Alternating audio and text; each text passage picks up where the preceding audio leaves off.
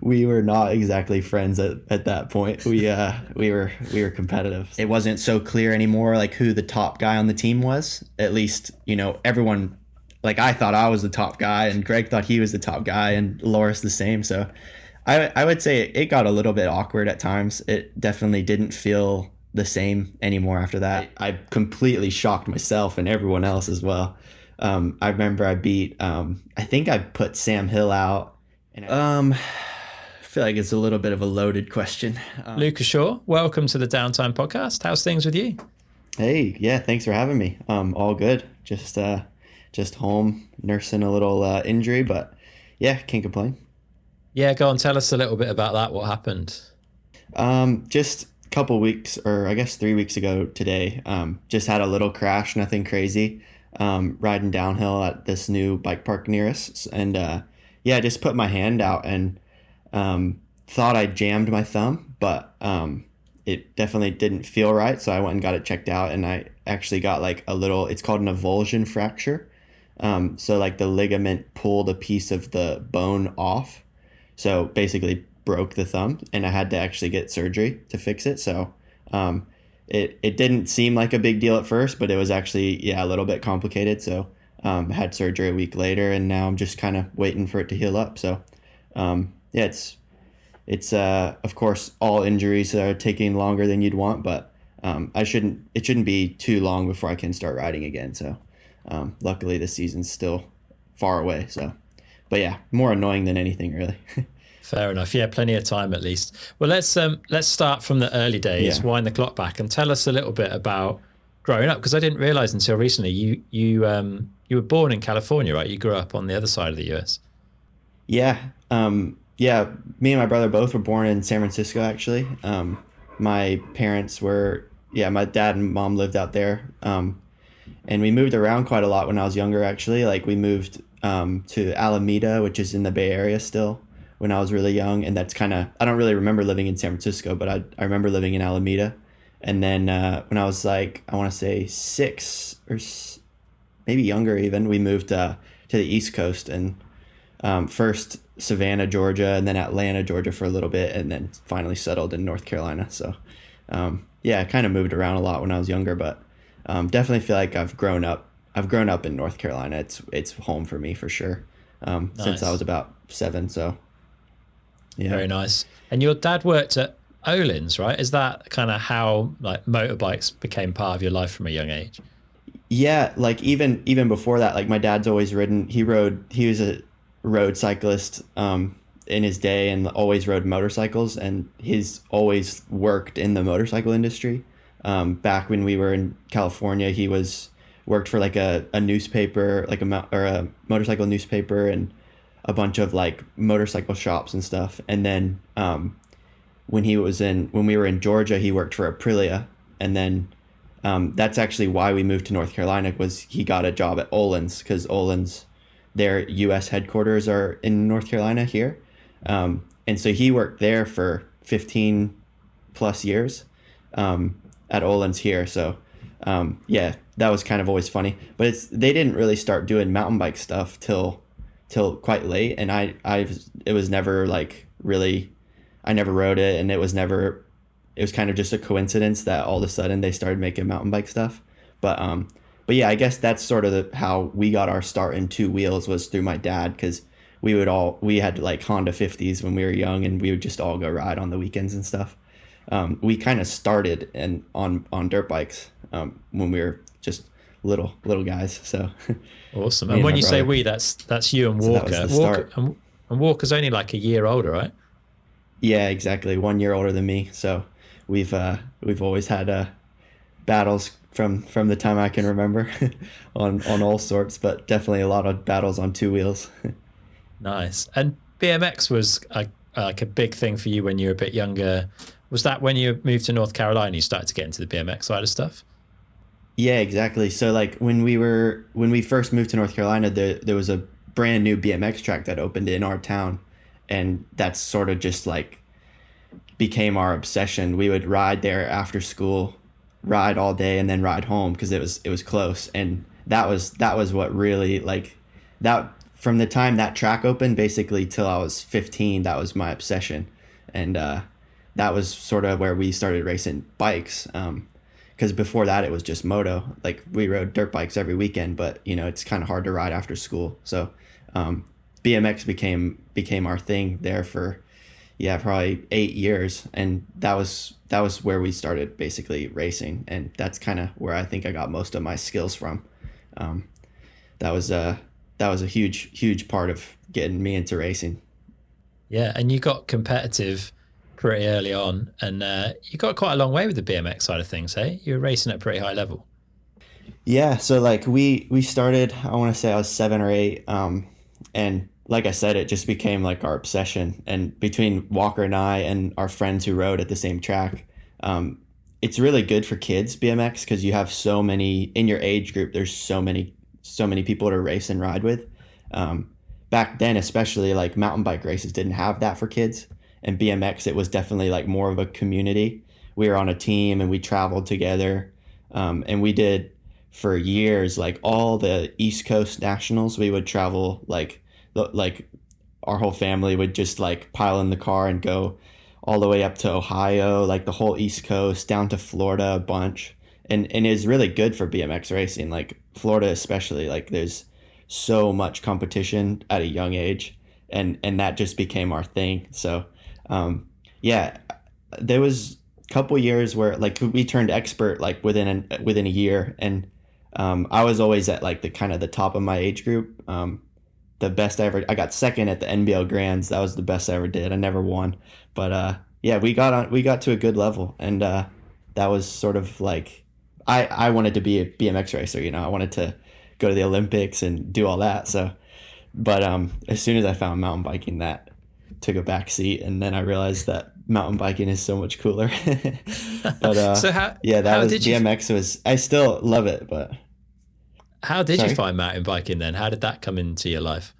Um, Kind of through friends. Like it turns out that we live in a really good area for mountain biking. We didn't even know, but there was like a couple races close by, and a friend of ours who we met at the BMX track, um, he was like starting a little junior team, and he would always see me and Walker riding, and he knew that we had like skills, and he was like, "Oh, you guys would crush it. You'd be really good at it." So we kind of just went with him to a race, and like I think the first race I ever did, I got second. I was only 13, and we were racing like it was only 18 and under was like the only class. So I think I got like second, and I was like, oh man, this is it. Kind of I don't know. It sort of came easy, and it was fun, and it was different, and there was so much like the thing that I really liked about it straight away was like every race was so much different. Like BMX became so repetitive. Like every track was sort of the same. You're always racing the same people, and then mountain biking was like a whole new world. So um, yeah, kind of just did a couple races, and for a long time we did both. We would race BMX all winter and like go to all the nationals, but if there was a mountain bike race on an off weekend, we'd go. So we did both for a while. And yeah, it was when I was like 15, 16 that I started to really like mountain biking more, and that was that really.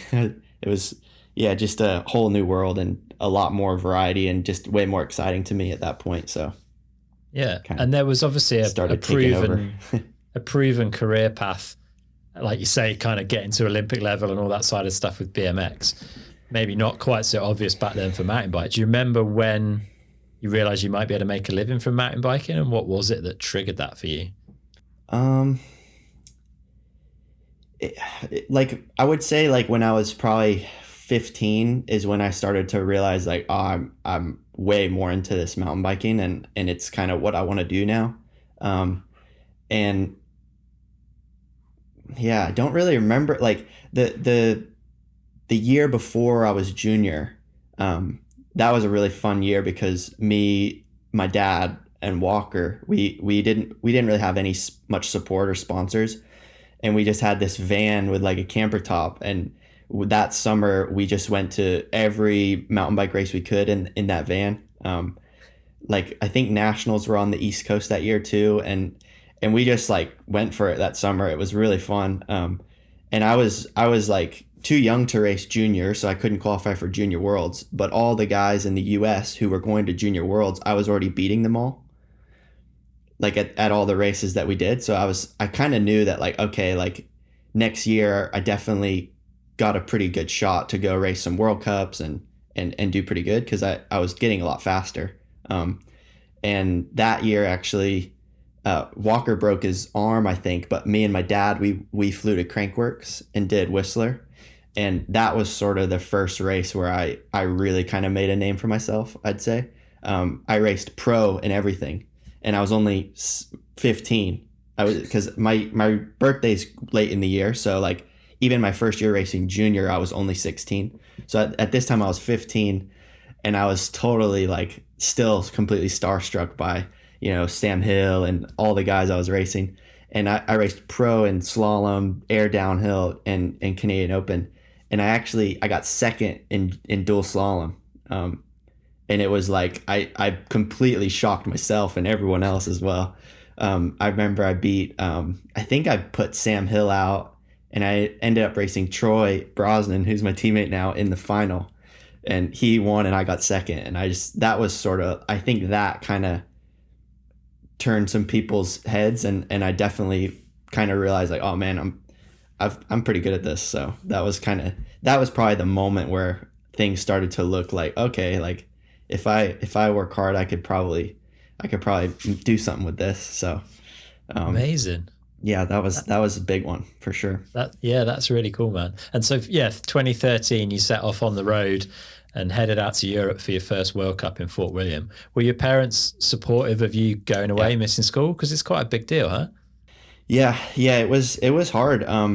They of course were supportive, but my school was pretty strict on missing days, and like every day I missed, I had to make it up. So those first couple years racing junior were tough. Like it's not like we would go home as soon as the race was over, like try not to miss school on Monday kind of thing. So that was hard, but my parents were both like crazy supportive of us. And like that first trip, especially that first World Cup, it's funny, that year was the very first year of the Junior World Cup, which worked out really good for me. That first trip to Fort William and Val di Sole, that was going to be basically our only races, like only World Cups that year.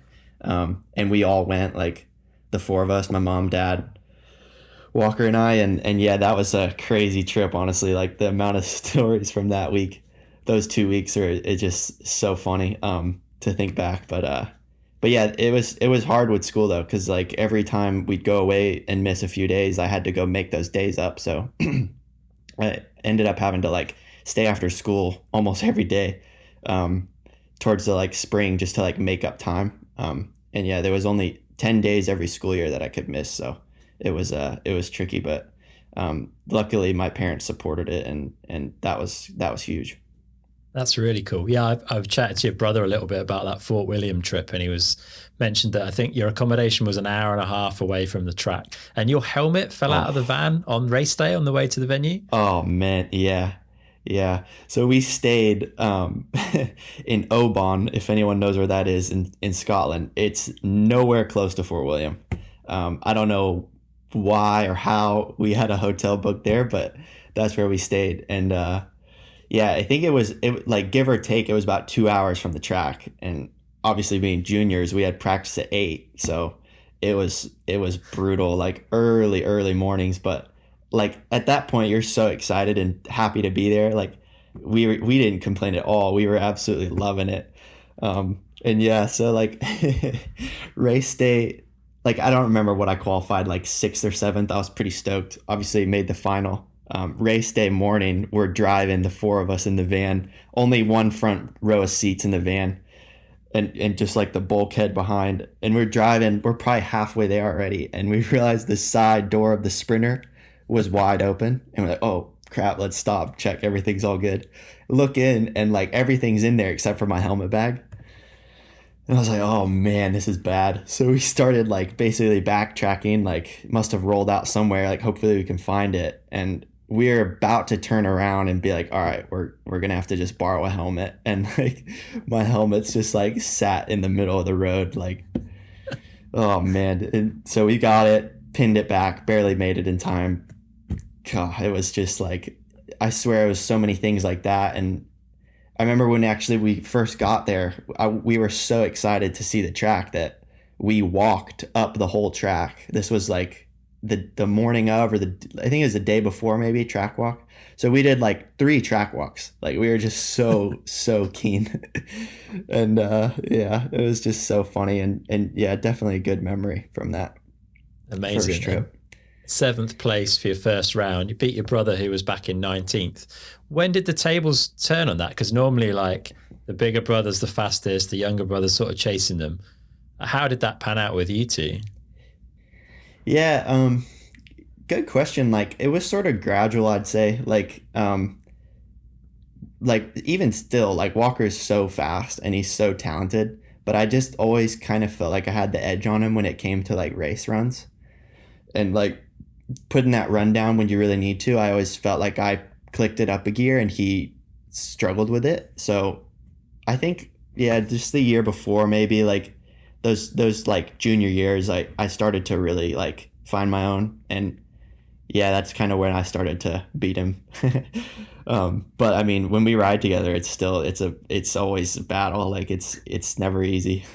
but but yeah, that was, by that time I was starting to like really find my form, I'd say, and just being able to like step it up for the race run. And you can always ride good in practice, but I don't know, race run is like all the pressure and the stress and everything. You can either like use it to your advantage, or it can kind of make you crumble. So I always feel like I'm pretty good with that. So Nice. And it didn't take you long to step on the podium. The next round was in Val de Sol, and you took 3rd spot behind Dean Lucas and Phil Atwell, 1 position ahead of Loris Vergier. That must have felt really good. Podium in your first season in junior? yeah, that was awesome. That was huge for me. And what was funny about that was the 3 of us on the podium, we were all really close. The times were really, really close. I think I was only like a tenth or 2 off the win. And our times in elite that day would have been really good. Like, I think I would have been 23rd. So that was honestly, like, that was a bigger deal to me than being 3rd in junior. Just knowing that, like, man, like, I've actually got the pace to run with these guys. And that was funny too, because like no one expected, especially on that track, me to do well, because like I was on my bike was a Specialized status, and it was fine for racing in the US, but like on those big tracks, like it was like bringing a knife to a gunfight. Like, it still had like front derailleur mounts and quick release rear end, because it was like the budget bike from Specialized. Like, Specialized didn't give us the demo. They, like, it's funny, they say that we chose to race those bikes, but they didn't give us the option. Like, they were like a sponsor of ours, of course, but they just gave us some like 2 or 3 bikes, and they gave us the status, which was, it was like, man, it was pretty janky setup. And I just remember like people looking at my bike, and I was like, hey, it's all good. Like, what's the big deal? And like, ooh, like, wait till you see the track. Like, you might struggle. So like that was really funny. Looking back on pictures of my bike, like the setup was so bad. Like, my seat was basically as high as my bars. My bars were super low. Oh man, how I rode that thing down that hill, I still don't know. So that was pretty funny. Looking back, it's like, man, we were winging it hard. Like, it's a miracle it all worked out. Amazing. Things kind of stepped it up a little bit in 2014. You moved to SRAM TLD, I think, in that second junior year. And was that with Santa Cruz bikes as well, yeah? Not yet. I was still on Specialized. Okay. Actually, funny story about that.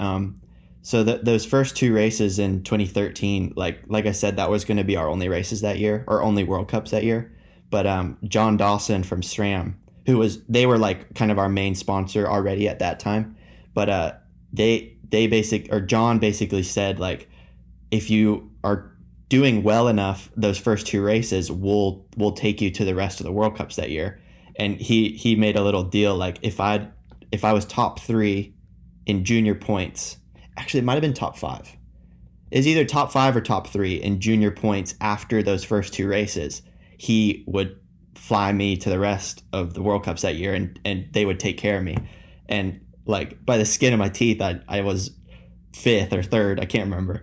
But so that was awesome, because then Dawson really, really stepped up for us, and he basically from that point on, like SRAM became like our like family on the road. Like they flew me to the rest of the races that year. I stayed with them, pitted with them, and that became like that was my like ticket, you know what I mean? Like that, without that, I don't know if I'd have been able to do any more races that year. So that was really huge for me.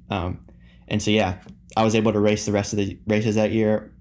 It didn't actually go that great. I didn't get any more podiums, but I got to gain that experience and go see all these tracks. So that was massive. So I definitely owe Dawson that for that one. And then yeah, the following year, basically they created a team around Walker and I, and it was SRAM and TLD. Stickman from TLD and Dawson basically created this program where it's just like Walker and I, and we didn't have much of a bike sponsor. Like Specialized gave us bikes again that next year, but it was basically like we pitted with SRAM.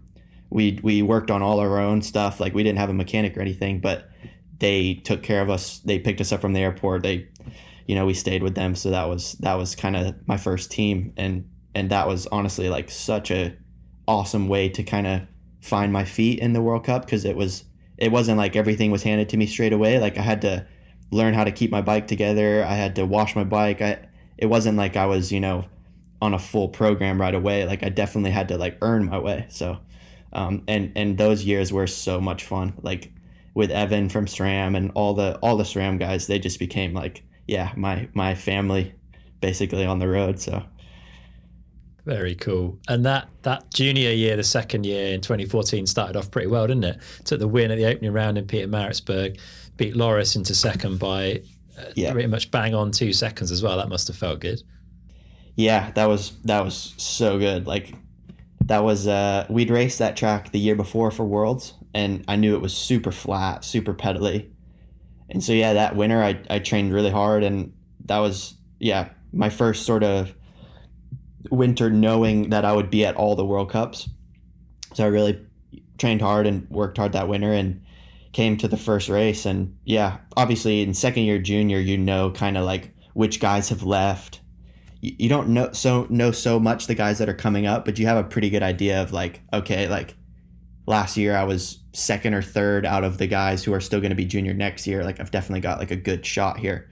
But yeah, that first race I was able to beat Loris, and he smoked me on that track the year before. So that was a big win for me, my first World Cup junior win. So, and to start the year like that and have the leaders jersey, that was really, really cool. And also it was the first kind of race for our team, like the SRAM TLD team. So awesome memories from that trip. Yeah, and you took the win in Mont Saint Anne that year as well. What is it about you and those longer, more physical tracks? Yeah, I don't know. Like, I wouldn't say it's just about like it being long and physical. Like I just really like Mount Saint Anne. That track is so fast and so much fun to ride. But those were I think the only 2 races I won. But that year was just a battle between Loris and I. Like every race that year, it was like me and him. Like we'd qualify first and second every race, and it was pretty clear like it was either going to be him or me to win like that championship. So he got me in the end. But yeah, it was definitely another year where I gained a lot of experience and started to feel way more comfortable at the World Cups. And but in every race it was just like I'd win or I'd get second, but the first thing I was worried about was like, okay, how would I have done in pro? Because I know next year it's like game on. So but yeah, that was a fun season, and definitely some fierce battles with Loris. That was we were not exactly friends at that point. We were competitive. So Excellent. What was the reality of that move like then from junior into elite? Because, like you said, you were the first cohort of people that had been through having a junior series and making the move up rather than being a rider within the elite category. What Yeah. was it like actually making that step for you? Yeah, it kind of felt like it was just like sink or swim. Like I knew that like coming in, you see it every year. It's like guys who are fast in junior, but it just doesn't click straight away and they lose confidence and then it's just a battle to qualify even. So I knew it was going to be tough, and that year I switched to Santa Cruz bikes for my first elite season. So that was also something new and like made me a little nervous. I wasn't sure like if I'd like once I got on the World Cup tracks, like if the bike would be good or not. Obviously, it's a proven bike, so I kind of knew it wasn't going to be up to the bike, but still, just like something new to get my head wrapped around, and yeah, I knew that it was going to be really hard, and we went to Lourdes for that first race, and it was a track I'd never been to, and yeah, it was definitely like the nerves were there, like that's for sure. Racing everyone that I've always like looked up to, you see the start list and you're in line for qualies and you see all these guys that I still worshipped. So it was nerve wracking, but it was also at the same time it's like it was so cool because that's exactly what I'd always dreamed of, is being in that position. So yeah, the first round in Lords went awesome and I got 11th. Definitely, I think I was like really hoping to be like top 30, top 20 maybe if things go really good. So definitely surprised myself there and was really stoked to get 11th already straight away. And that meant I was protected for qualifying at the next round. So that really started like a really good kind of momentum for me. Being already protected first year junior or first year pro, that's kind of rare. So kind of took some pressure off and let me kind of enjoy it more, not be such a stress head about qualifying. Yeah, and 10th place in Fort William as well that season. Were you like attracting attention? Were there people coming your way looking at bigger deals? Because the SRAM TLD thing was kind of relatively small in the grand scheme of team setups, right? Like you said, you were doing quite a lot of stuff yourself. Yeah. Yeah, I think that year was sort of the first year I started to kind of make, a name for myself and people started looking at me. It was funny because racing Loris, like Loris was already on like a factory team, Lapierre at the time, then it went to Specialized. But and I was sort of, I wouldn't say I was a privateer, but I was definitely like I said, like didn't have my own mechanic and I was sort of like doing everything on my own, didn't have any teammates. The SRAM guys took, amazing care of me, but it wasn't like a structure, like a normal team structure. But yeah, that first year pro, like I started to find some consistency and I was pretty much top 20, like every race. Obviously, like you said, I got that 10th place. I think I had a couple top 10s in qualies. And what was funny, like being with the SRAM crew all the time, like the SRAM pit's like really social and obviously you get teams, all sorts of different teams coming in and out of there, and that's where I was always hanging out. So I got to know so many people just by, it wasn't like I was in like my own little bubble of a team and like was always like with the same crew. Like I got to meet and got to know so many people from other teams, whether it was like team managers or mechanics, and I just got to know a lot of people. And yeah, I think that first year people started kind of like, asking me like, oh, like what are you up to next year, this, that, and the other. But honestly, I was really, really stoked with what I had at SRAM TLD, and I was happy to stay because I kind of had everything I needed, and I was really comfortable there, and I was having a lot of fun. So it wasn't until the next year that I was really kind of starting not outgrow it, but I definitely had opportunities that were dream opportunities for me. So that all came the next year though, in 2015 or 16. Sorry. Yeah. 16. The results were pretty amazing. So 6th in Fort William, 7th Lenzerheide, 5th in Monsanand, 9th at World Champs in Val de Sol. What do you think you'd worked out? Like you'd seem to really find your feet in elite at that point. Was there anything that you could put your finger on, or like, how do you feel about that? Yeah, I think it was just the natural like progression. Like that year, I had my own mechanic. JT, he SRAM kind of brought him on to take care of me at all the World Cups, so that kind of took a little bit off my plate. And just another year. I mean, it's crazy how much you learn like racing like a full season of World Cups, and then you go away in the winter and you kind of have all these notes like, okay, I really need to work on this. I need to get stronger here.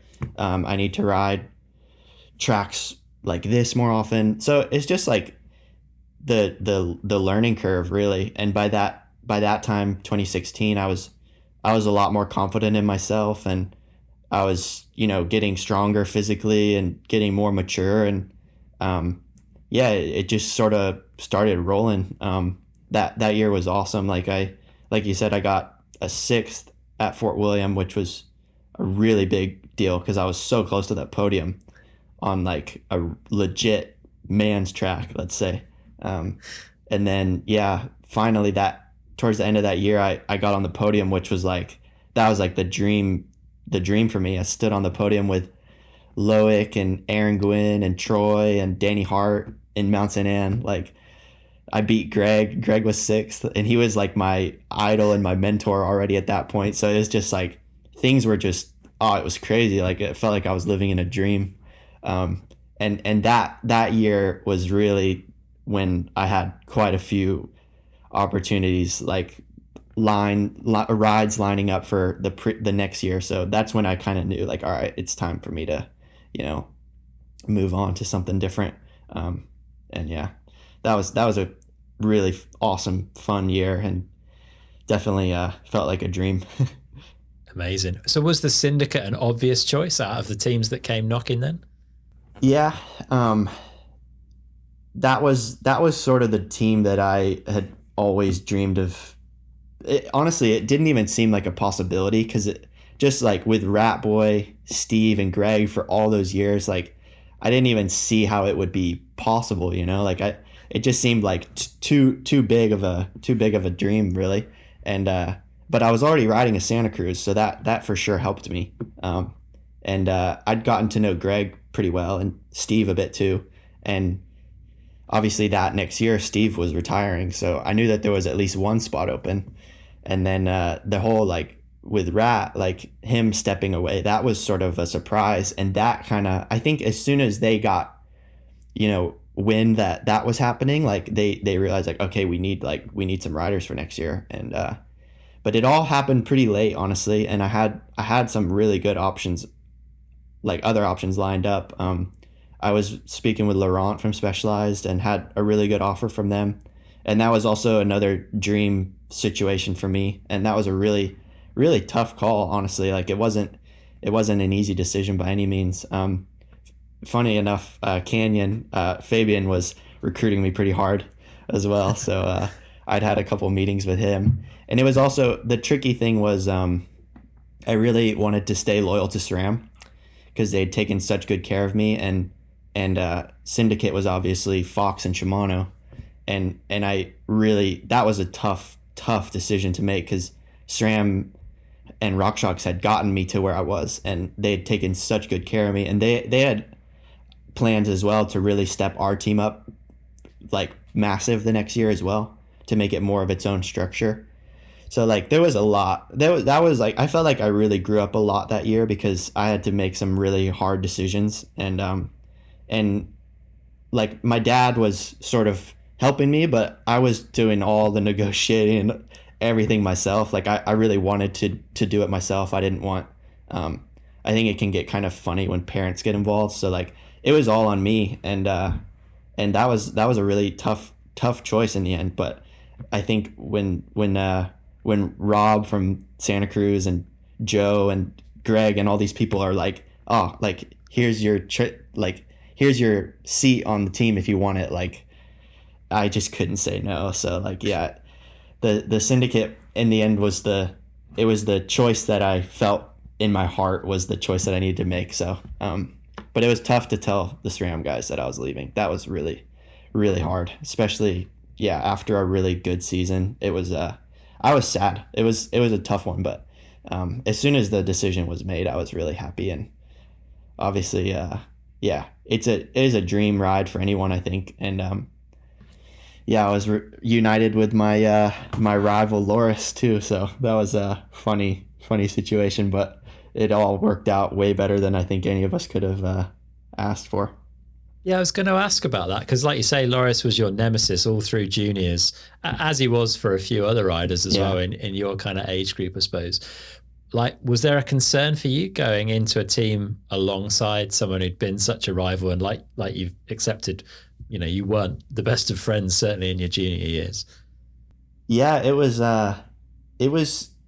I wouldn't say uncomfortable, but I definitely I was a little bit worried about it because I knew Greg really well, and I knew that like that would be all good. And I didn't know when I signed, I didn't know that Loris was going. But I guess he obviously knew that I was, I had signed a contract, and when he was speaking with them, and he still decided to come over. So I was like, all right, like it's not like it's not a surprise for him. So like, and I'd never really spoken to him much. Like he didn't speak like great English when we were juniors, and he was on a French team, like all French mechanics, all like, and I was really surprised that he actually wanted to leave, like Loic, and leave that structure.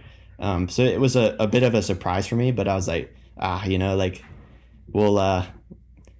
we'll bury the hatchet or whatever you say. And, and it worked out great. Like he's honestly like one of my best friends now. And, yeah, but it was funny. It was a bit funny at first. I was like, oof, I'm not sure. Maybe I made a bad decision here. Like we're not going to get along and it's going to be like uncomfortable or whatever. But no, it was great. It all worked out. Yeah. And a big change, right? You went from a team that was relatively, I guess, low key, sort of under the radar. The Syndicate is at the opposite end of the spectrum. I think you pretty much broke the internet with one of the best team launch videos we've ever seen. What was it like for you kind of being thrust into the spotlight, so to speak? Yeah, it was a lot.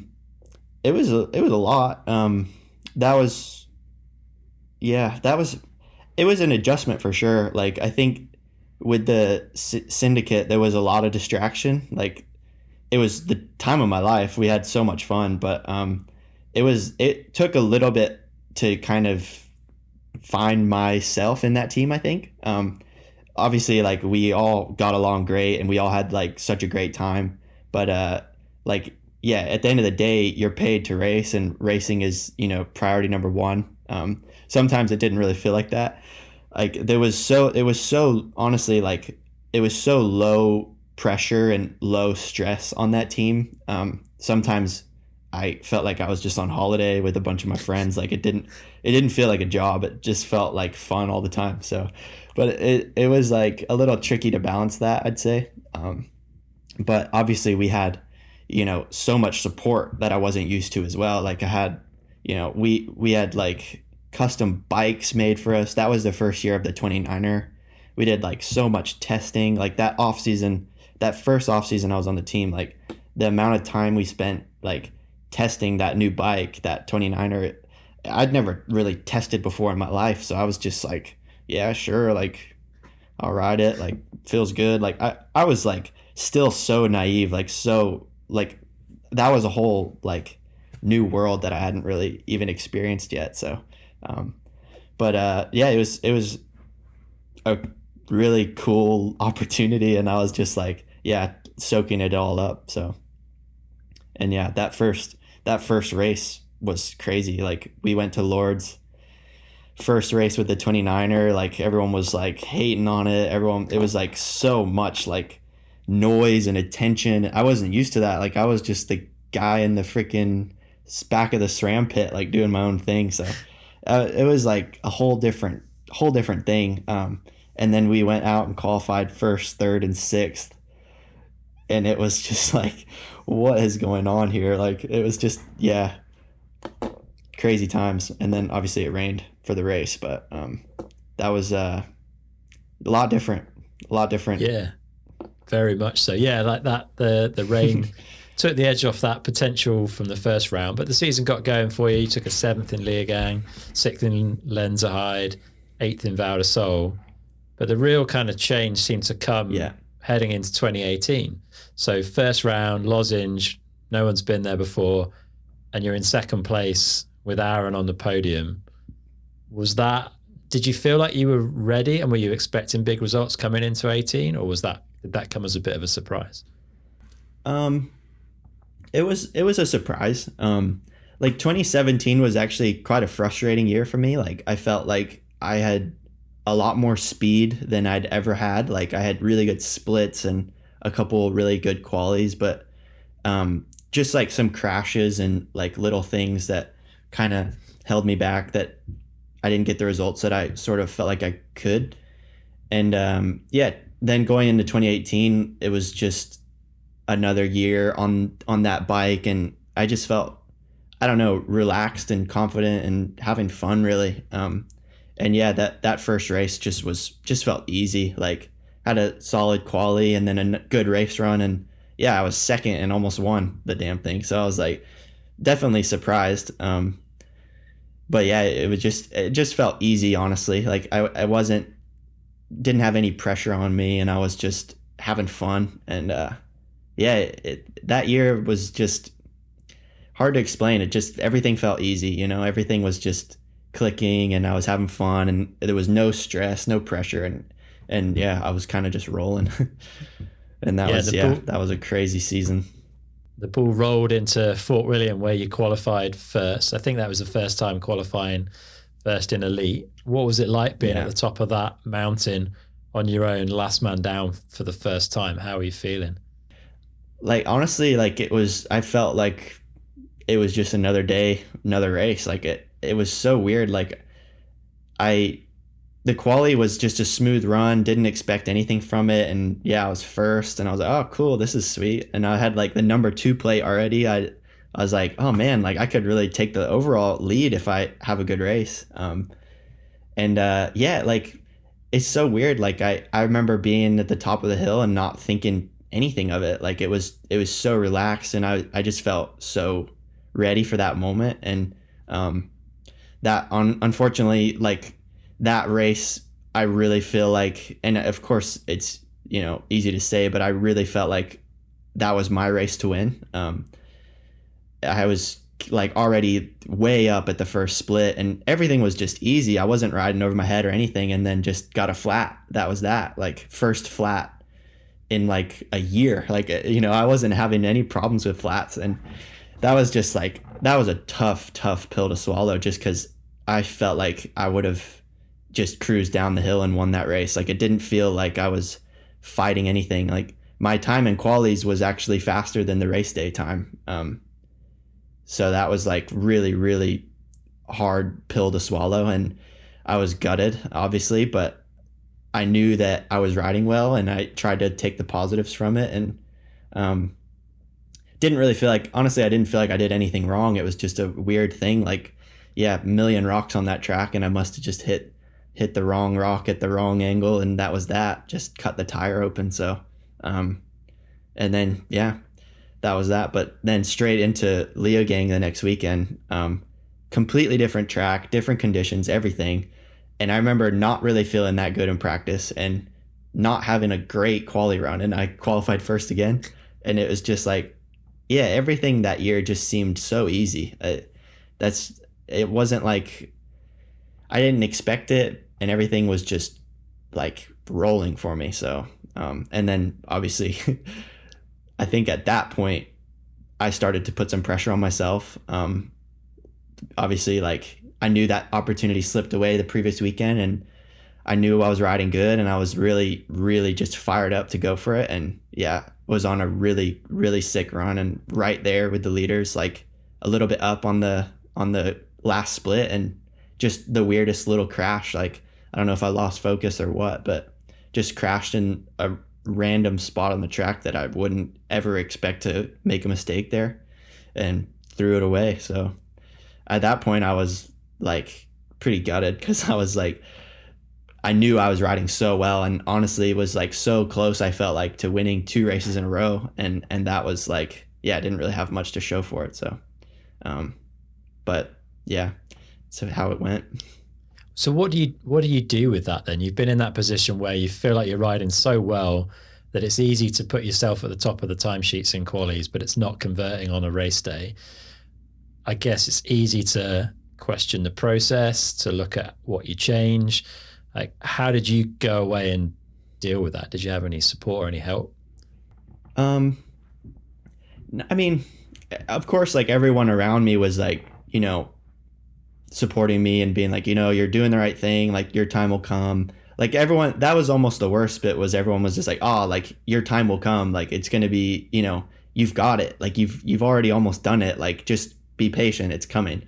And like, I almost feel like that's not the right attitude to have. Cause like you can't, like, I don't know. I just felt like I was trying to force it then at that point. And I remember so many people saying like, oh, we're just like waiting for it now. Like the next one is yours. Like it's gonna happen. It's gonna happen. And you almost start to like, I don't know, think about the result more than the performance or the process. I remember thinking about like, oh, like next time is gonna be the one where I win. Like I'm riding good. I'm just gonna like make it happen. And I was thinking about the win, and I was thinking about the result, and like that's not what got me to that point. Like I'd never thought about that before. So I think that I struggled with that mentally, like for sure. Like that the rest of that season, I was riding super well, but I think I was just trying to skip a step. I was just thinking about trying to win a race, and it's like that's not the point. Like that's not the process. So yeah, that was tough. It definitely learned a lot about myself though. Like it was a good lesson for sure. Yeah, and the lesson didn't finish after Leogang, did it? It gave you another opportunity in Valnord where you took first place qualies, Yeah. and then had a crash on the way down. I think you were already a fair margin away from Vergier, who seemed to be on a bit of a tear that weekend. But was that just another blow Yeah. for you psychologically?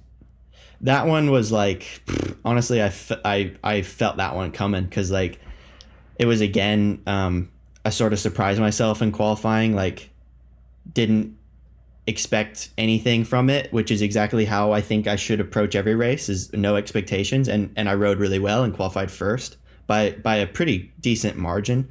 And then like, I just remember that after that, I was just like, okay, like tomorrow's the day. Like I was just ready.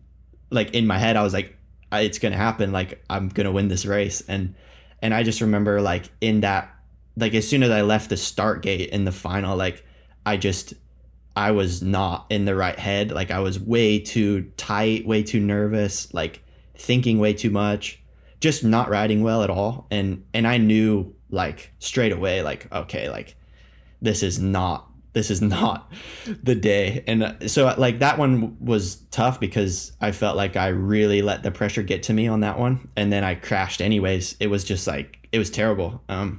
I totally let the pressure and put too much pressure on myself, and I just didn't perform at all. So that was a tough one, but again, like a really important lesson for me. Like I was just way too focused on the result, like way too focused on the outcome and not on the process, and so that was a good learning year, I'll say.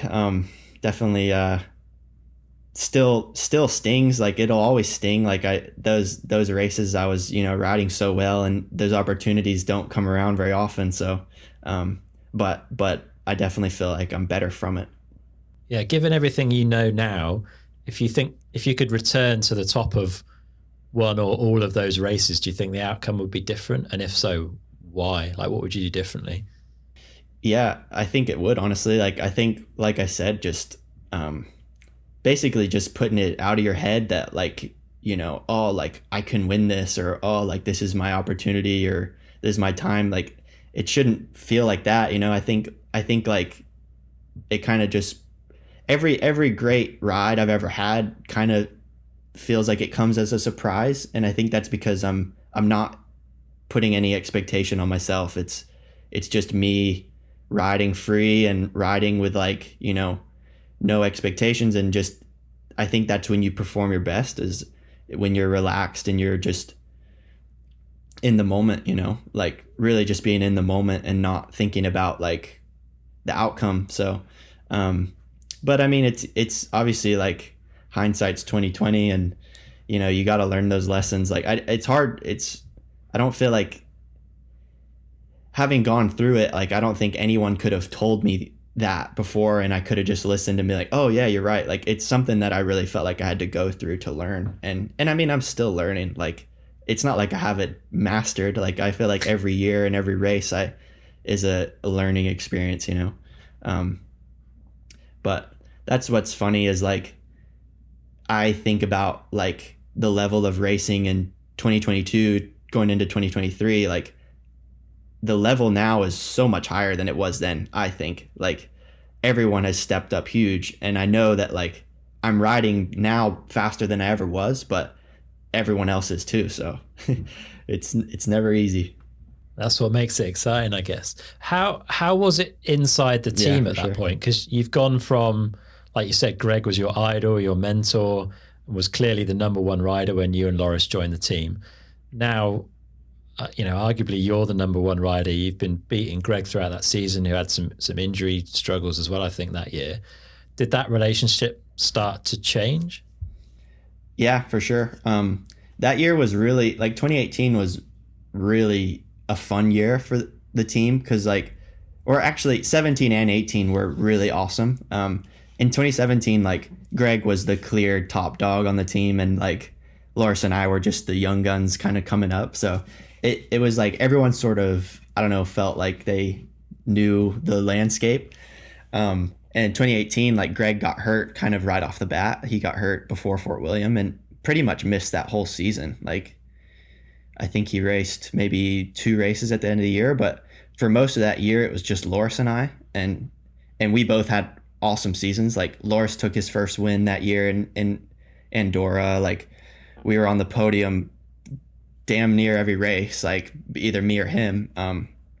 And it was like a really awesome season for both of us, and we were having fun between the races, and everything was good. And then like we both re-signed that next year, and I think in 2019 it was I don't know, it felt a lot different because I think like it wasn't so clear anymore like who the top guy on the team was. At least everyone, like I thought I was the top guy, and Greg thought he was the top guy, and Loris the same. So I would say it got a little bit awkward at times. It definitely didn't feel the same anymore after that, which is fine. That's just the way it is. It's always going to be strange. I think downhill is like an individual sport at the end of the day. We represent the same brands and we ride for the same sponsors and we're teammates, but in the race you want to beat your teammates as bad as anyone. So it's yeah, it can get a little uncomfortable sometimes, but that's just the way it is, and it's definitely not personal. Yeah, interesting stuff. And you, since that 2018 season, you've had a pretty unlucky run, I would say, with injuries. And it started off coming into 19. I think you broke your collarbone in testing, was it, in San Romolo before the season started, and missed the first round. Yeah, exactly. That was like the week before the first race. We were testing in San Romolo, and I crashed, and I thought I just like banged my shoulder, like kind of sore. Didn't get it checked out. Didn't go to the doctor or anything, and then went to Maribor for that first race and tried to ride and did 2 runs in practice, and I was like, whew, like there's something wrong in here. The pain was just like so bad, and then finally got some X-rays. Our physio Laura like forced me, and yeah, sure enough, I had like a little fracture in my collarbone. So that was the first round gone, and honestly, like the injury was not that big a deal. Like it was 3-4 weeks off the bike, but it really kind of killed my momentum and mentally as well. Like coming back from that, like like underprepared for the rest of the season. I just missed all that time, and I felt like I was on the back foot from the jump in 2019, and that was a really tough season, honestly. Like especially after the previous year, having like the speed to win and knowing that I could win, and then going into 2019, like not where I should have been and not having the time on the bike and not feeling that great. And I really struggled, honestly. Like that was a tough year. I felt like I was trying my hardest, but everything, like the year before, everything felt easy, and 2019 everything felt hard. Like it was just kind of an uphill battle, and yeah, that was a really tough season for me. Do you think that was your head or your speed on the bike that you were struggling with? Like, do you think you were still as fast compared to everyone else as you were in 2018, but couldn't put it onto the track for some reason? How would you look at it now? Um, like for sure, I was underprepared. Like for sure, that injury, and even probably coming into the season, honestly, like I just didn't really feel that comfortable for whatever reason, and I just felt like, yeah, mentally I was not really, my confidence was down because I came back in those first few races. I was like really, not where I should be. Um, and honestly, like I really felt that year, for whatever reason, I felt like everyone stepped up. Like obviously Greg was back. That year, like I just remember watching a few of those races, and I was like, I just felt like the speed of everyone increased, and it was like every race was so fast and so tight. I don't know. I don't know if it actually did or not, but to me, it felt like it was way faster that year. I remember having runs where I was like, oh, like couldn't have hit that any better, couldn't have had a better run, and I was just like off the pace. And that's like, as a racer, that's the most difficult moment to accept, I think, is when you feel like you've done everything right and you can't put a finger on, where you went wrong, but your time is off and you're not performing like you want. Like mentally, that's the hardest thing to accept for us racers, I think. And that year, it felt like every race was like that.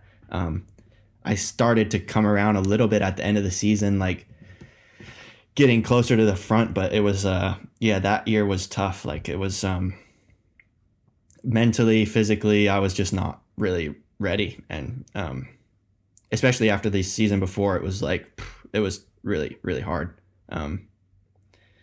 But yeah, again, it was another good learning experience. Like, it's, I don't know, maybe the year before it made me feel like it was going to be easy for me and everything was just flowing and clicking, but like, it's never easy. It's good, racing the best guys in the world every weekend. It's, you got to bring your A game every single day. And even if the last race went well, like there's zero guarantees. Like that's kind of the lesson, I guess, I learned that year. Fair. And we'll skip 2020 because it was kind of a rough year for most people on the planet. And then 2021, the preseason again didn't treat you too well. You had that horrible crash at Windrock, which I think left you with a spinal fracture. Yeah. Yeah, that was another tough break, really. Like that was a crash that was completely out of my control. Like my chain broke and like got caught up in my wheel and just ejected me. And I ended up with a little fracture in my spine. And like I was really, really lucky, to be honest. Like it was not displaced, and it was, there was no it wasn't complicated at all, but huge crash, and like took a month or so, or maybe a little more, to feel normal again. And obviously, like that was like the run up to the season. That was kind of, that kind of crucial preseason period where I had to basically take a month off. And then that season started really slow.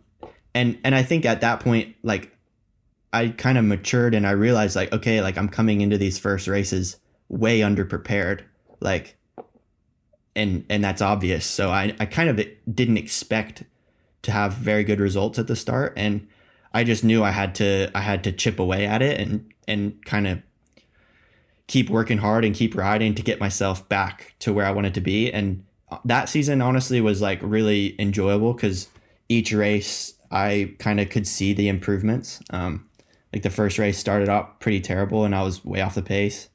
The next race I was top 15, like getting closer, like feeling a lot better. And then by like mid season, I started to ride like I knew I could. And by the end of the year, I was kind of back on the podium. So that was a obviously not an ideal situation coming into the season, way underprepared again, but I was able to kind of rally, which felt good. And yeah, that was there was a couple like Maribor that year. I got seventh, but the times were so close. I think I was like half a second off third, like just really, really on the sharp end of things again. And that felt awesome. You were carrying a bit of a wrist injury as well towards the end of the season, weren't you? Yeah. Yeah. I almost forgot. Yeah. And Lenzerheide, which was the next to last World Cup, I had a huge crash. Definitely wasn't good, but yeah, I ended up breaking a little bone in my wrist. Forget which one it's called, but yeah, just like a little fracture in there. And then we had one more race at Snowshoe, which was a double World Cup. And I wasn't sure I was going to be able to race because it was pretty painful.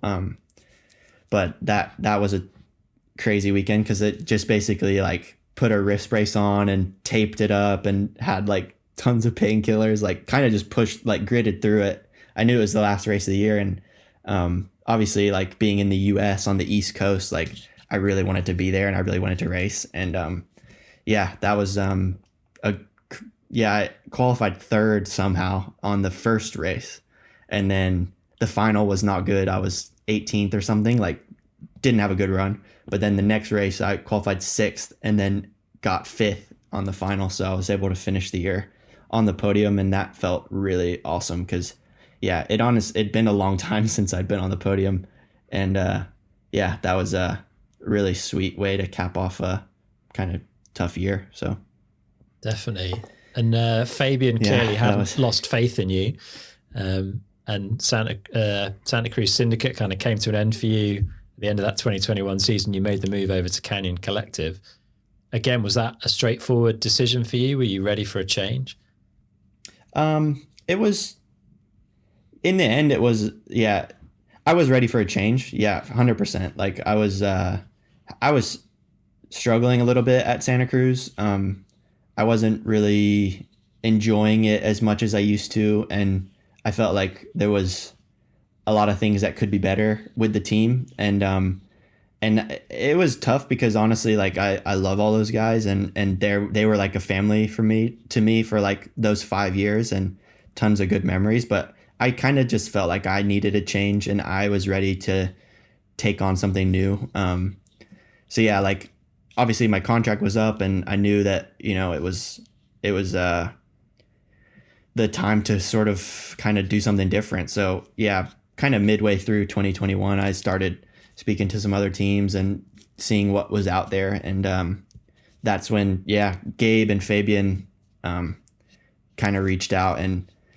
just the way they went about things and the way they kind of, the way they work and the way the team is, it was just like kind of became an easy choice. And I was like really, really excited to join up with them.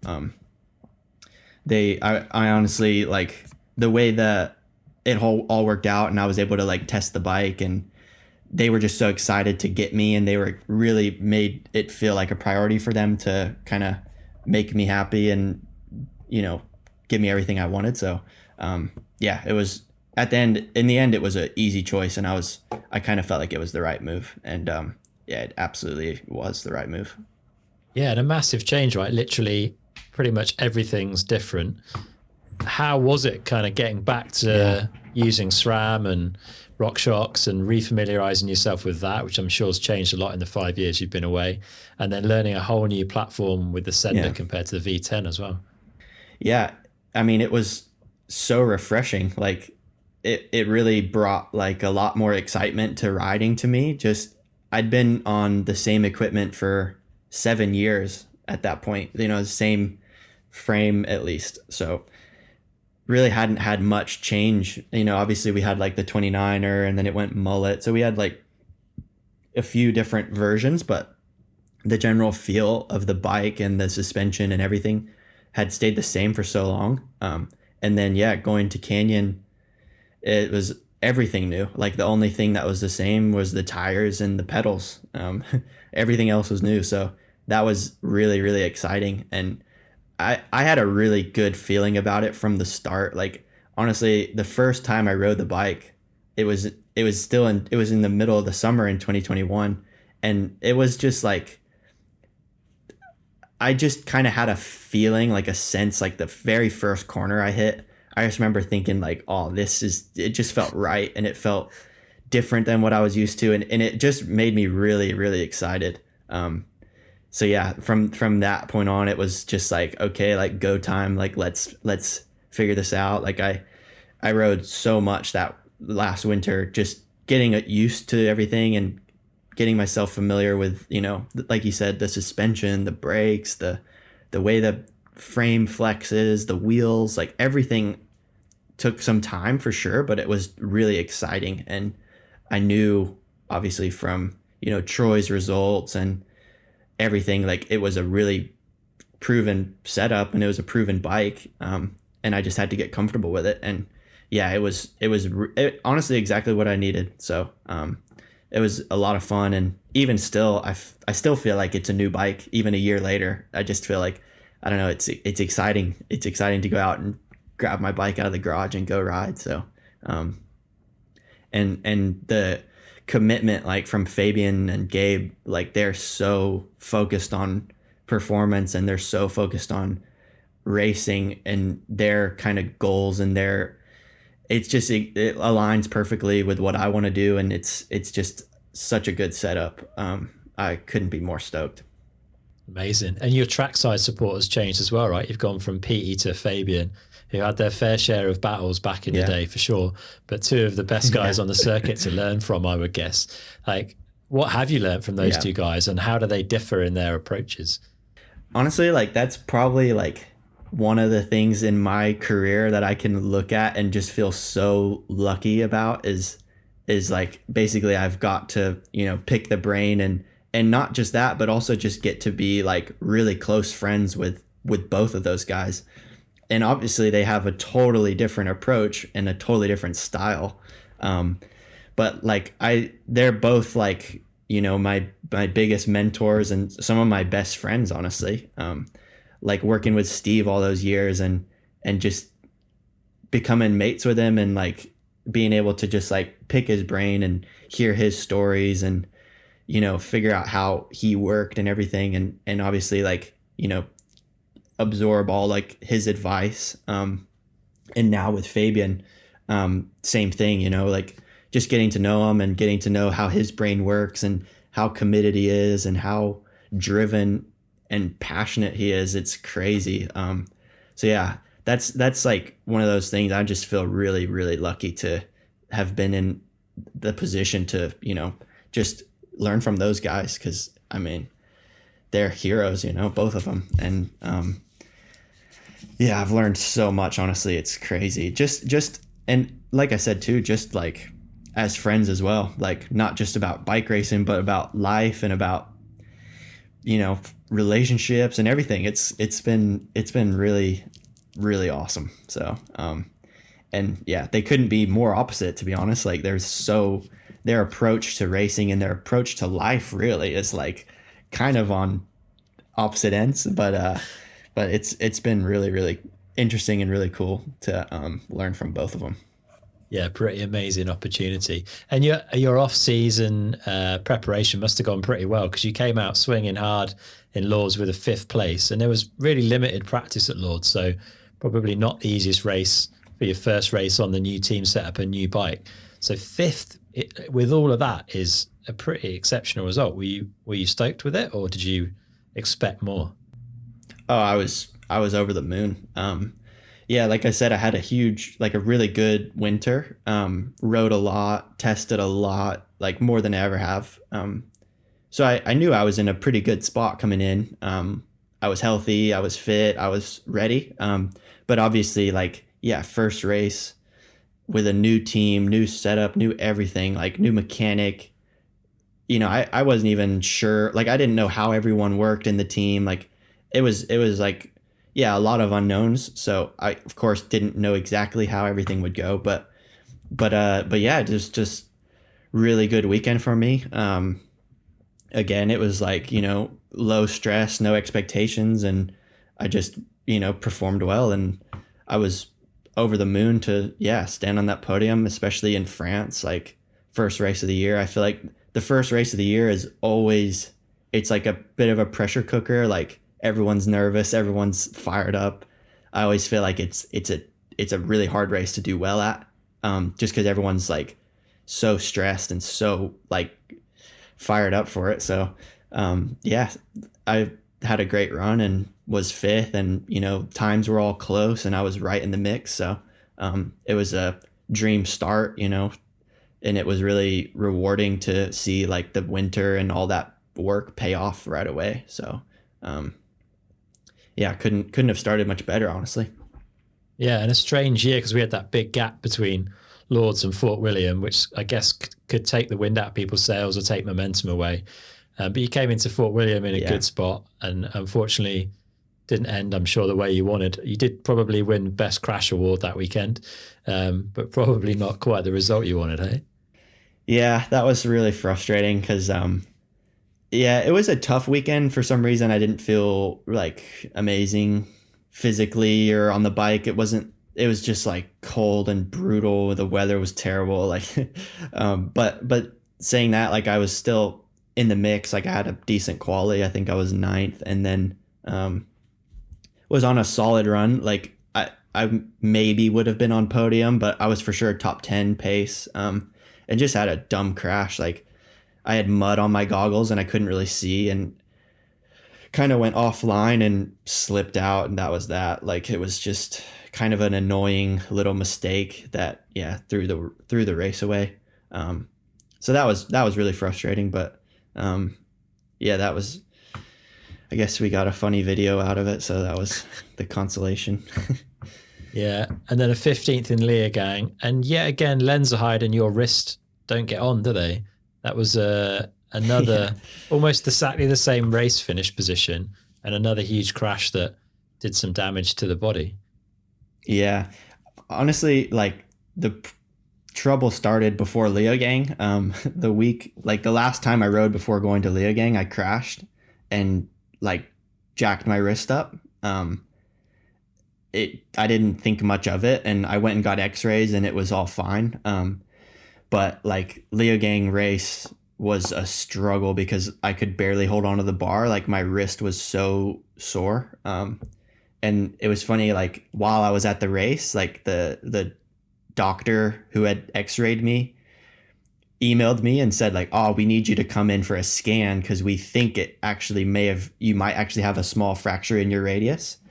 And I remember reading that like like before quali or something, and I was like, and I just ignored it, like turned my phone off. So yeah, that was a really tough weekend. Like I was riding through like a lot of pain and didn't feel like myself. So I was actually pretty stoked to salvage like 15th that weekend. But then, yeah, went and got a scan, and I had like a little fracture in my radius. So I had to take a couple weeks off to let that heal up. And then, yeah, came into Lenzerheide, feeling healthy again, feeling good on the bike, and had like a really good quality. I think I was fifth. So I felt like I was back on track, like back where I wanted to be. And then, yeah, just huge crash again in the race. Like kind of a weird crash, unexpected, didn't really see it coming at all. And, that was honestly like so heartbreaking for me because I got down to the bottom, but like 10 minutes later, my wrists swelled up massive, and I knew something was wrong. And yeah, went for X-rays that next day straight away, and had like, yeah, a little bone on the end of my wrist was like fully broken. And it was just like, yeah, 4 to 6 weeks, like just had to wait. And that was like the busiest part of the summer. So I missed 3 World Cups right there. And that was really, really tough. Like just felt like I let the team down, and the year that started off so promising was kind of just ruined right there. So, yeah, that was tough. Yeah, the comeback at World Champs was pretty impressive considering what you've been through, though. Huh? 12th place off the back of a broken wrist, and like you say, missing so much Yeah. racing and knowing where the pace is. Was that like a bit of a consolation, or? Yeah, yes and no. Like I was really fired up to just be back at that race. I knew it was right around like 5, 6 weeks after I broke my wrist. So I knew that my bone should be good by then. And I knew that I would be able to ride, but just being like fit and up to speed was the tricky part. So I really did everything I could like through those weeks at home in the summer. Like I did everything I can to like heal my wrist and stay in shape, and it was honestly like miserable. Like it was like couldn't ride, so I was just on the trainer and in the gym like one-handed. It was so annoying, but I just really worked hard, and really I was so motivated to get back for that race. That race I felt like everyone had been talking about, Worlds at Leger in 2022. It's going to be crazy, and I just really wanted to be there, honestly. And I wanted to finish the year, you know, I knew it was going to be tough to finish it like I started, but I wanted to, be there with the team and gain some more experience with working with them and everything. So, um, yeah, it was really, honestly, I couldn't have asked for much more coming back to Leger, the fastest race of the year. Everyone is on form for Worlds, especially in France. Like the level was crazy high, and I honestly felt really good. And I was really proud of my performance there. I was 12th, and really the times were close. Like I wasn't that far off, the podium, honestly. Like I think I was 2 seconds off third. Like, so considering like the situation, I don't think I could have asked for much more. But yeah, and then Val di Sole was tricky. Like that was a struggle because that track is so brutal, and I was not anywhere near fit enough, like bike fit enough for that. And then it kind of rained on the race day, and like Troy and we qualified like in the same zone, and yeah, we had a pretty tough draw with the rain. Like it definitely dried up after that. So I was 18th or something. So yeah, it was a tough year, but try to take the positives, and definitely had its moments for sure. Some good moments. Yeah, for sure. You can see that the speed is definitely there. How has it been having Troy as your teammate? It's been awesome. Obviously, I've known Troy for a long time. We ever since that Crankworks race where we race each other in dual slalom when I was 15. But we were like when I rode for Specialized, he was also on Specialized, and we hung out quite a lot back then. We would ride together between races and stuff, and yeah, I've known him since then, really. So I knew I'd get along. I know how he is, and I kind of knew it would be an easy fit. And yeah, it's really cool now being teammates with him. He's a really good teammate. He's an insane racer. Like his head for racing is so solid. Like really, really consistent. Doesn't let anything really fluster him. He's very calm. So it's a nice kind of guy to have in the pit with you. It's yeah, and obviously he's got tons of experience himself. So it's been really good this year, and really kind of a shame because I didn't really get to do that many races with him, because at the beginning of the season he was hurt with his ankle, so he didn't go to the first 2 races, and then as soon as he got back, I got hurt. So don't really feel like we raced much together, but the races that we have done have been really good. So I'm really looking forward to 23 and getting a full season in with him. It's going to be good. Definitely. And some changes to the team. You've got Millie on set and Dante Silva joining for 2023. Does that feel like it's going to bring a bit more energy into the pit as well? For sure. Yeah. I feel like I'm the old guy now, like Troy and I. I've always been the youngest guy on the team, so now freaking Dante's only 20. I'm 6 years older than him. Is kind of funny, but yeah, we actually just I didn't really know Millie before, but we met her in December. We had a training camp or a testing camp, just Troy, her, and I. So yeah, she's super cool and obviously really fast and really promising, I think. And yeah, she's really fun to get along good with her. So I think with her and Dante, it's going to be yeah some fresh young energy in the team. So I think it'll keep it fun and keep it exciting. Dante, I know Dante really well. He obviously has been on Canyon last year, and yeah, he's just a goofball. So looking forward to yeah riding with him and being at the races with the whole squad. I think it's going to be a really fun year. Awesome. I'm going to ask a question that's going to sound quite horrible, I think. I don't mean it in a negative way. Back in 2018, did you Go think for you'd it. still be waiting for your first win in 2023? And how does that feel to you, like psychologically? Because it's been a rough few years with you with injury and like showing the pace and then getting knocked back again.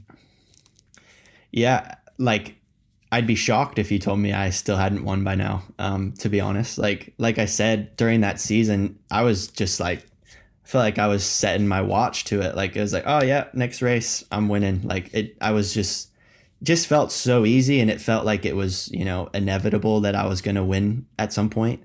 Um, Especially at the start of that year, just yeah, I definitely, especially even that next season, like going into 2019, like I just was like really confident and I felt like it was, my time. So, yeah, it's tough. Like things have not gone the way I expected or the way I hoped. Like little injuries at the wrong time. That seems to be kind of like the biggest thing is just kind of stopped me in my tracks a couple years. So, yeah, it's frustrating for sure, and it's definitely it motivates the hell out of me.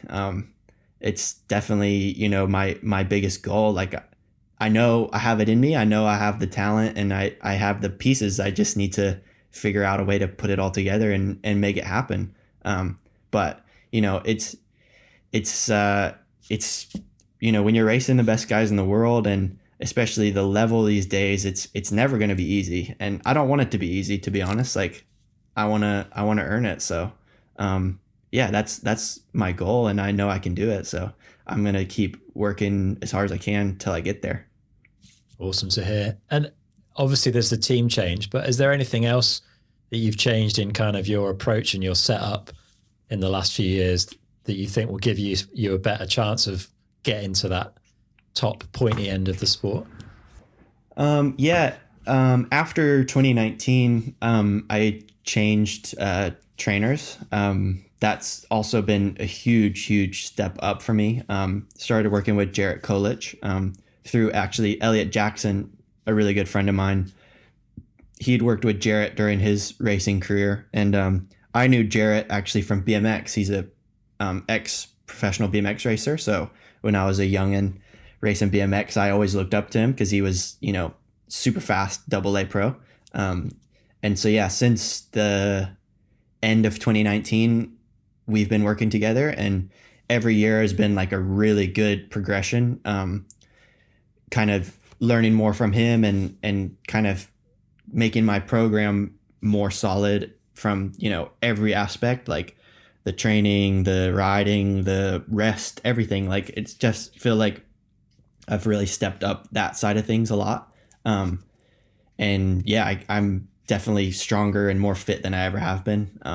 And also more knowledgeable about, myself and what works for me and all that kind of stuff. So that's been a huge step in the right direction for me, in the last few years. Yeah, like you said, the team change last year was really positive. I feel like I have all the tools necessary and all the resources I need to get the most out of myself, which at the end of the day, that's the position you want to be in. No excuses. Like that's kind of, I feel like if I can just have no excuses, I'm going to get the best out of myself, and I'll be able to live with that, like if I work my hardest and do everything I can, whatever happens, I'll be happy with it. Good stuff. And your partner for a good few years now is Jolanda Neff, who's obviously a very high level racer. herself. Has Jolanda had much of an impact on how you approach any aspects of your riding, your racing, your training, or life in general that you feel's helped? Yeah, for sure. Yeah, it's a funny dynamic, I'd say, because we both sort of have the same job, which makes things really easy, like from like a logistics standpoint. um, but no, she's been, I mean, awesome. Like, I wouldn't say honestly, like so much on the like racing and professional side, like, but just as like, the support and just being there for each other, really. But it's funny because like she definitely picks up on a lot of things just from her perspective. It's like a bit of a different perspective, and also like, yeah, she's a Olympic champion. Like she's a professional athlete at the highest level, so she obviously has tons of experience and knowledge about training, riding, all this stuff. So no, we're a good team for sure, but at the same time, it's good to have a bit of a balance there. Like, I don't really tell her how like she should approach her races, and she kind of respects that. It's different, and not just I'm different than her, but also our sports are very different. So, but yeah, it's awesome. Like, it's a really kind of unique situation, I think, that we find ourselves in, and yeah, I wouldn't change it for anything. Good stuff. Well, before we wrap up, I'm keen to get your thoughts briefly on the changes for 2023. We've got quite a significant format change coming with the addition of the semi-finals, which feels like it helps riders who are consistent, which you've definitely been able to do in the past. Like, how do you feel about the changes for 23? I feel like it's a little bit of a loaded question. No, it's been a hot topic, honestly, like between all the riders, for next year. And to be honest, like, I think we're gonna have to wait and see how it goes before I really say I think it's positive or not. I think the way the changes have been brought about is a bit not the greatest. Like, I think it would have been nice to have a little bit more feedback from the riders about how we want the sport to grow and the direction we want it to go in. We basically haven't had any say in any of it, which is frustrating and a little bit concerning. But at the same time, like, I think change is not bad. I think change is necessary, and sometimes it's not gonna feel great at first, but to grow the sport, obviously, certain things are going to have to change. So, yeah, with the semi, it's a big change, and I'm not sure yet how it's going to be.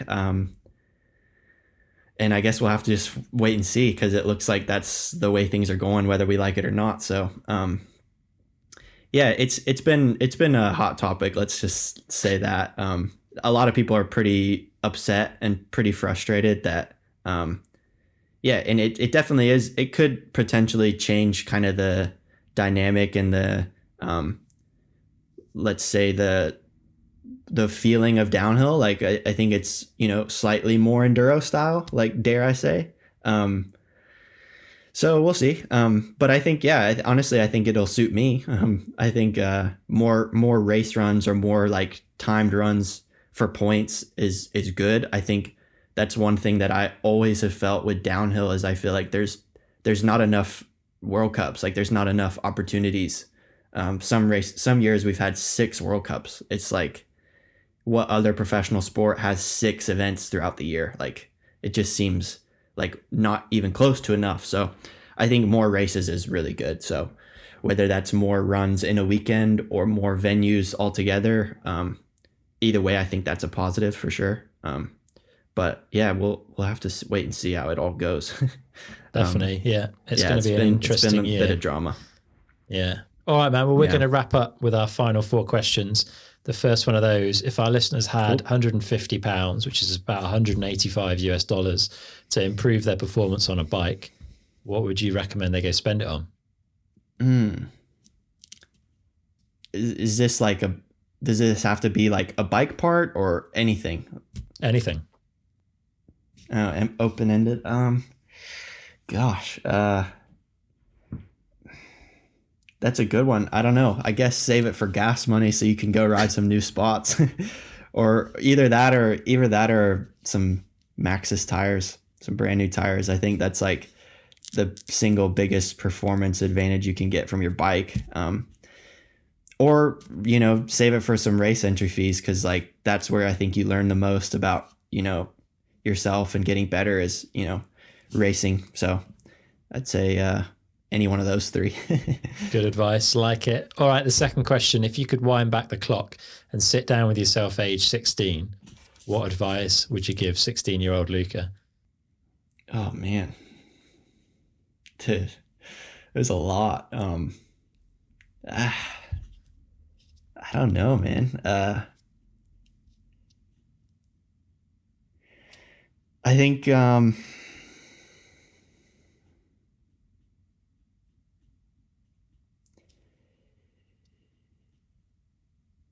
putting me on the spot here. I don't know. I guess I would say just enjoy the moment, and not get ahead of yourself. Like, yeah, just live for that moment and do your best in the moment, and not worry about what's going to happen next. I guess I think that's sort of good advice for anyone. Yeah, solid, man. All right, the third one. If you could have a coaching session from anyone, past or present, who would it be and what would you want to learn from them? And you've been lucky enough to work alongside Peat and Fabien quite extensively, but are there other people that you'd put on that list? Yeah, man. Yeah, like you said, I've been pretty lucky with PD and Fabien. But someone else, coaching session, I don't know. I mean, Sam Hill's always been like, he's like a idol of mine. Just the way he rides a bike, I feel like it's unlike anyone else. So if he wanted to give me some pointers, that would be pretty cool, I think. Big rumor that he's coming back to downhill racing this year. Do you know anything about that? I don't know. I haven't heard anything. That'd be awesome. I hope he does. But no, I haven't heard. It would be very good to see. All right, last one. What do you do every day that you feel benefits you?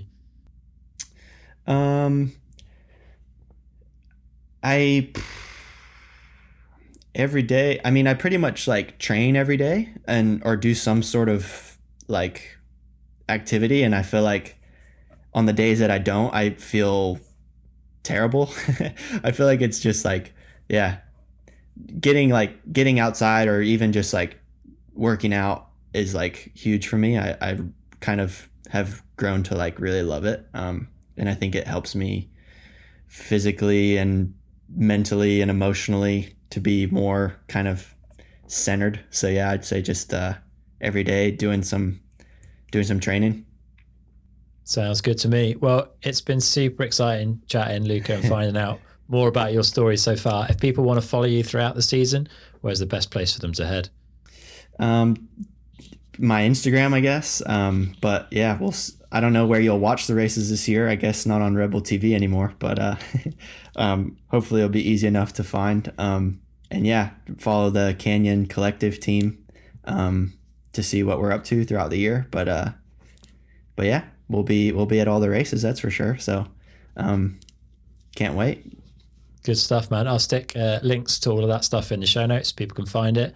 Yeah, thanks for your time. I'm excited to see how the season pans out for you. Hopefully we'll see you back on the top. But yeah, best of luck for 2023, man. Thanks a bunch, Chris. Yeah, thanks for having me on. Enjoyed it. So yeah, we'll be seeing you in the summer, I'm sure.